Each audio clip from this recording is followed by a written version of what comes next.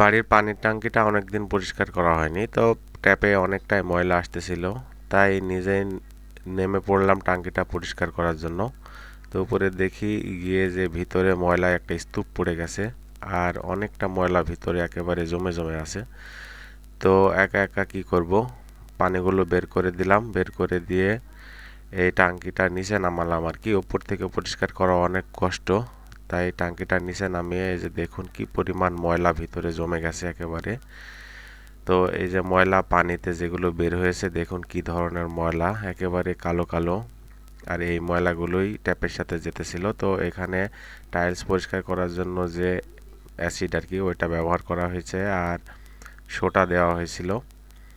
তো সোটা এবং এটা যখন একসাথে দেওয়া হয় তখন এই ময়লাগুলো খুব দ্রুত পরিষ্কার হয়। আপনারা নিজেরাও বাড়িতে ট্রাই করে দেখতে পারেন। তবে এটা আমার ব্যবহার করতে গিয়ে যে দেখুন হাতে কিন্তু অনেকটা প্রভাব পড়েছিল। আমার হাতে হ্যান্ড গ্লোভস পরা উচিত ছিল, কিন্তু আসলে হ্যান্ড গ্লোভস পরতে মনে ছিল না। আর যার ফলে আমার হাত দিয়ে কিছুটা ধোয়া মতন উঠে গেছিল, আপনারা খেয়াল করে দেখেছেন হাতের রঙও পরিবর্তন হয়ে গেছে।